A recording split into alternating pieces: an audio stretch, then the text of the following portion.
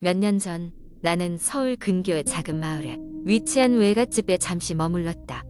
도시의 소음에서 벗어나 조용히 쉬고 싶기도 했고 마을에 가면 언제나 평화로운 기분이 들었기 때문이다. 외갓집은 오래된 2층 기와집으로 주변에는 아주 오래된 나무들이 가득했다. 집 주변의 나무들은 수백 년 된 것들이라 했다. 밤이 되면 지저귀는 벌레 소리와 함께 은은한 달빛이 나무 사이로 스며들어 마치 다른 세상에 있는 듯한 느낌을 주곤 했다.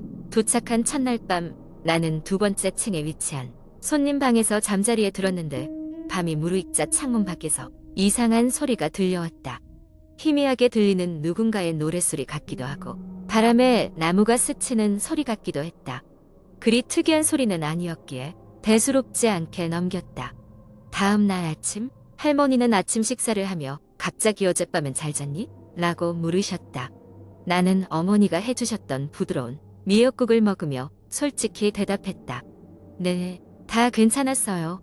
그런데 바깥에서 무슨 소리가 들리긴 했어요. 바람인가 싶기도 하고요. 할머니는 표정이 잠시 굳어지더니 아무 말 없이 고개를 끄덕이셨다. 며칠이 지나고 밤마다 그 소리는 점점 더 크게 들려왔다. 더 이상 바람 소리라기엔 너무 분명하고 마치 누군가 중얼거리는 것 같았다. 그날은 호기심을 참지 못하고 직접 확인해 보기로 결심했다. 슬리퍼를 신고 방을 빠져나와 조심스럽게 소리가 나는 쪽으로 다가갔다. 소리의 근원지는 집 뒤쪽의 작은 숲이었다. 달빛은 충분히 밝아서 플래시라이트도 필요 없었다. 숲 속을 몇 걸음 걷자 마주한 것은 오래된 우물이었다. 우물은 예전부터 사용되지 않았던 듯 이끼로 뒤덮여 있었다. 그런데 그곳에 웬 어린 소녀가 서 있었다. 그녀는 등이 굽고 오래된 한복을 입고 있었는데 얼굴은 보이지 않았다. 심장 박동 소리가 귀를 때리는 듯 했다. 순간 우리는 눈을 마주쳤다. 그녀의 눈은 깊고 어둡고 그 안에는 설명할 수 없는 슬픔과 공포가 담겨 있었다. 갑작스러운 바람이 불어와 내 얼굴을 스치자 나는 정신을 차리고 급하게 집으로 돌아갔다.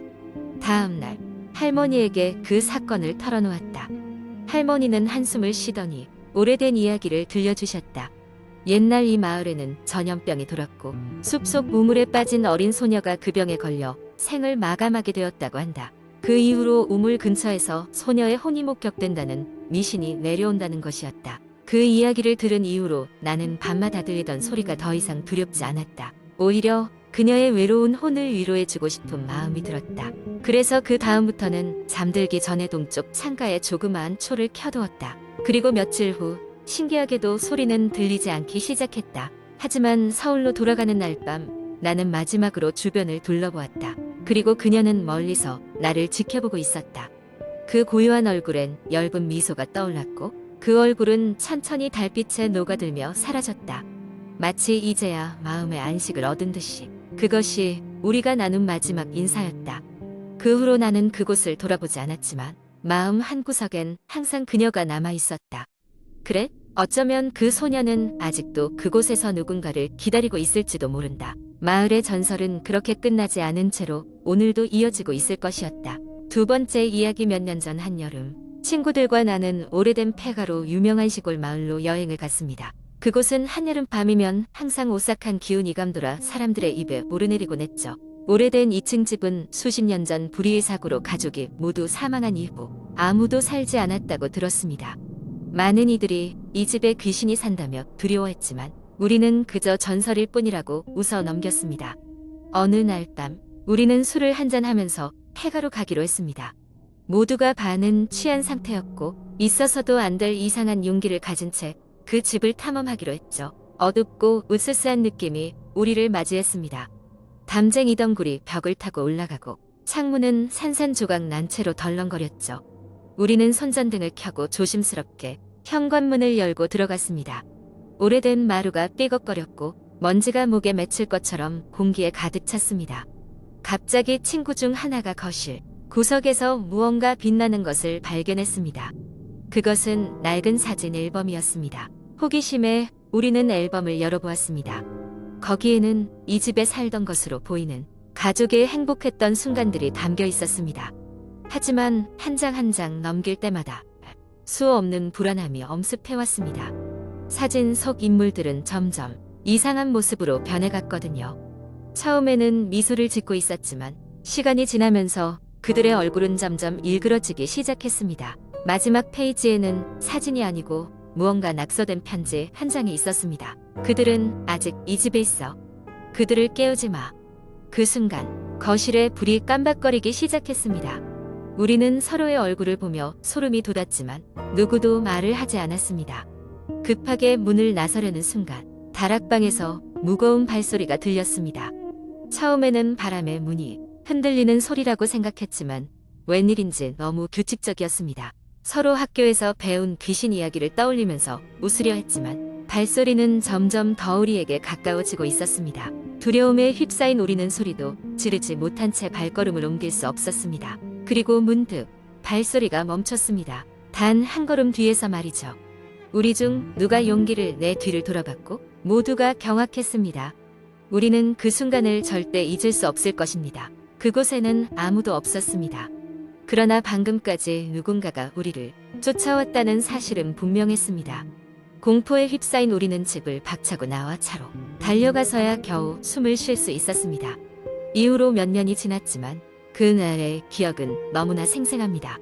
사람들은 여전히 그 집에 대해 이야기를 합니다. 누구는 그곳에서 이상한 소리를 들었다고 말하고 또 다른 이는 잔디밭에서 슬픔에 잠긴 여인의 모습을 보았다고 합니다. 우리는 그날 이후로 절대 그곳에 가까이 가지 않았습니다.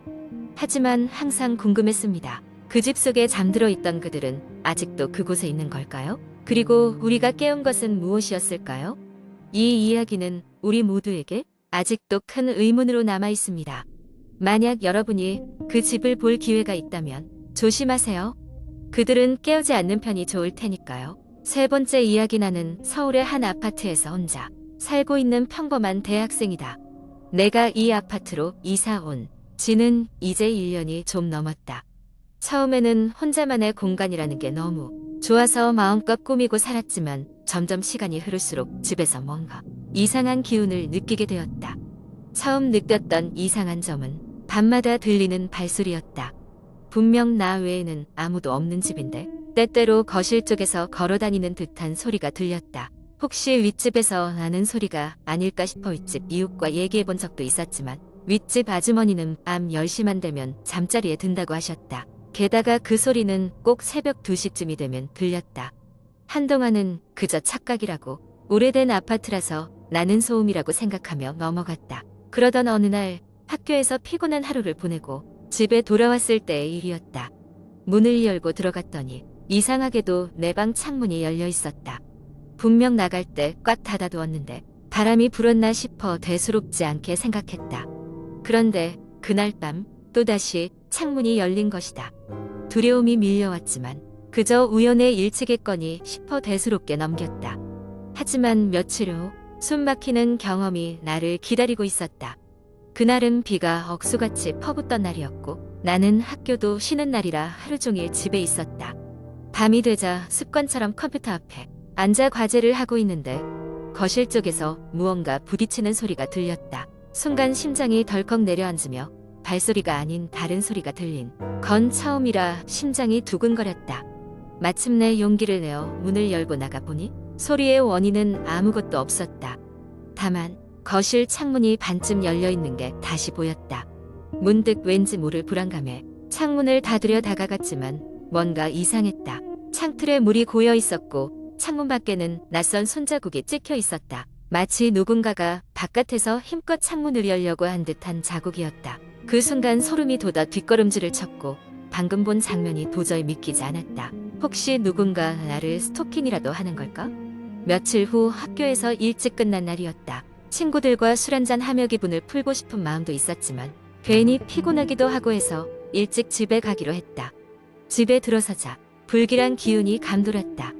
거실에서는 또다시 그 발소리가 들려왔다. 이번에는 놓치지 않겠다는 생각에 조심스럽게 발소리를 따라갔고 소리는 점점 내 방 쪽으로 가고 있었다. 공포감에 휩싸여 내 방 문을 열었더니 그곳엔 아무도 없었다. 대신 컴퓨터에는 내가 들어본 적도 없는 사이트가 열려 있었고 화면에는 기괴한 이미지와 문자들이 가득했다. 깜짝 놀라 재빨리 창을 닫았지만 머릿속에서는 지워지지 않았다. 이제 그 소리는 매일 들렸다. 매일 밤 새벽 2시가 되면 시작되는 발소리들. 그것들은 날 괴롭혔고 난 점점 지쳐갔다. 도저히 견딜 수 없던 어느 날 나는 용기를 내서 아파트 경비 아저씨에게 이 얘기를 꺼냈다. 그러자 아저씨는 이상한 표정을 지으며 말을 꺼내셨다. 혹시 그 방에서 무슨 일이 있었는지 모르고 이사 오신 거예요? 나는 놀란 마음에 묻고 또 물었다. 알고 보니 내 방은 몇 년 전 한 젊은 여자가 살다 실종된 곳이라고 했다. 그녀의 집에서는 아무런 흔적도 남기지 않았고 사건은 결국 미제로 남았다. 그 이야기를 듣고 나자 나는 더 이상 이 집에 있을 수 없었다. 결국 나는 이사를 가기로 마음먹었다. 그리고 마지막 밤을 보내던 날 평소처럼 발소리가 들려왔다. 하지만 이번에는 혼자가 아니라는 걸 느낄 수 있었다. 소리는 내 방 창문으로 다가오더니 갑자기 소리가 뚝 끊겼다. 순간 차가운 바람이 스며들어와 내 등을 스쳤다. 뭔가 답답한 기분이 들어 뒤돌아보니 창문에 분명히 닫혀있던 커튼 사이로 사람의 얼굴 같기도 한 그림자가 비쳤다. 나는 비명을 지르며 방을 뛰쳐나와 미친 듯이 짐을 챙겼고 그 이후로 2번 다시 그 아파트로 돌아가지 않았다. 아직도 그 방에서 무슨 일이 있었는지 명확히 알지는 못하지만 혼자 있을 때는 발소리를 가끔 떠올리곤 한다. 그 발소리는 아직도 그 집 어딘가에서 누군가를 기다리고 있을지도 모른다.